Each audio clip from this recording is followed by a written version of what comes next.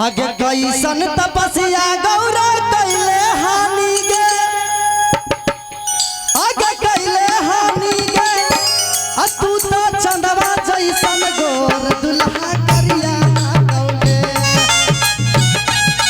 गोर दुल्हा करिए गौगे, तू तो चंदवा जैसन गोर दुल्हा करिया गौगे, तू तो चंदवे जैसन गोर दुल्हा करिए गौगे। कैसे तपस्या गौरा कैले हानि गे, आगे कैले हानि गे, तू तो चंदवा जैसन गोर दुल्हा करिया गौगे,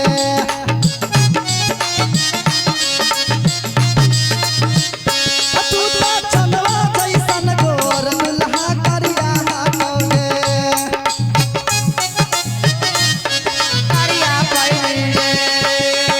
कैसन तपस्या गौरा कैले हानि गे, कैले हानि गे, तू तो चंदवा जैसन गोर दुल्हा करिया गौगे, तू तो चंदवा जैसन गोर दुल्हा करिया गौगे, तू तो चंदवा जैसन गोर दुल्हा करिया गौगे, तू तो चंदवा जैसन गोर दुल्हा करिया गौगे। झूमते हुए दीदी ताली बजा के देखिए भैया।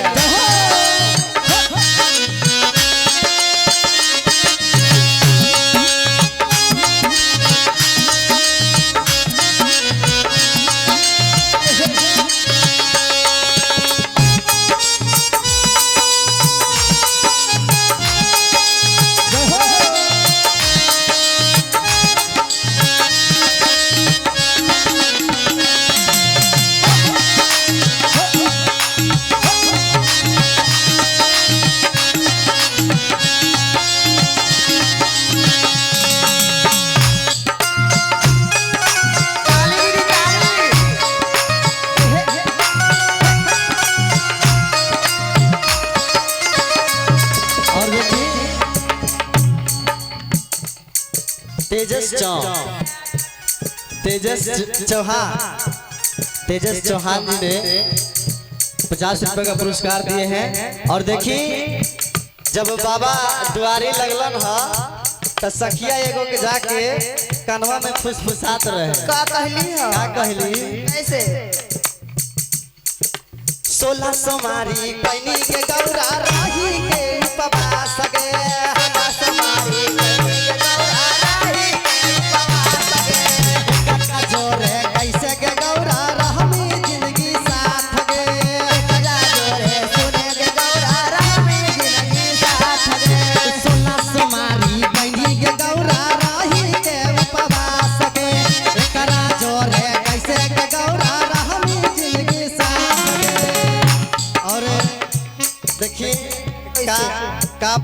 का बाबा भोला के बारे में सखिया गौरा मैया से कहा था कैसे? भंगिया धतूरा बाबू सबैबे करतौगे, हम सबैबे करतौगे, तू तो चंदवा जैसन गोर दुल्हा करिया गौगे, तू तो चंदवा नियन गोर दुल्हा करिया मिललौगे, तू तो चंदवा जैसन गोर दुल्हा करिया मिललौगे।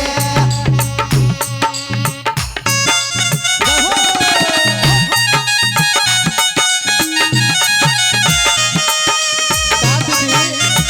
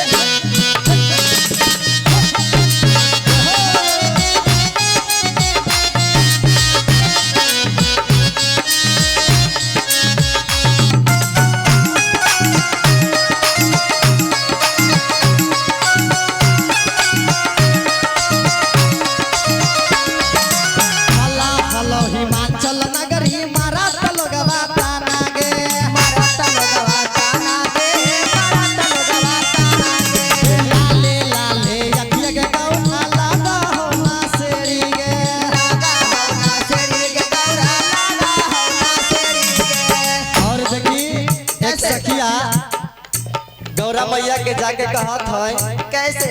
हाला हालो हिमांचल नगरी तोहर पापा के दरवाजा पर वो तो सही बात है। आ ताना मारा हो लोग सब बताओ कि कैसन बर दुल्हा खोजेले क्या इतना करवाई सुंदर गौरी भैया? जो नसीब में रही रे होके रही का दीदी। हाँ हाला हालो हिमांचल नगरी लागत लोगवा ताना गे लाले लाले अखिया गौरा लागा हो ना सेड़ी गे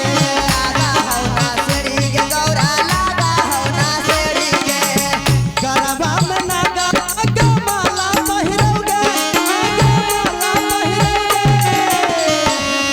बाप रे देख कैसन दुल्हा माला के जगह नाग के माला पहनले हो क्या करवा जाए? कैसे रामी रसत है के अब तो कैसे हो रहा है? तू तो चंदवा जैसन गोर दुल्हा करिया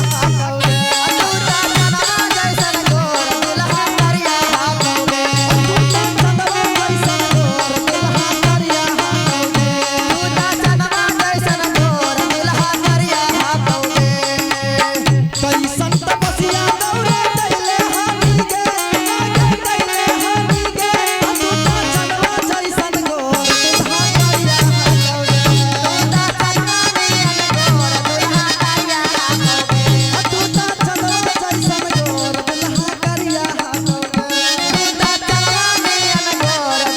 करिया तू तो चंदवा जैसन गोर दुल्हा करिया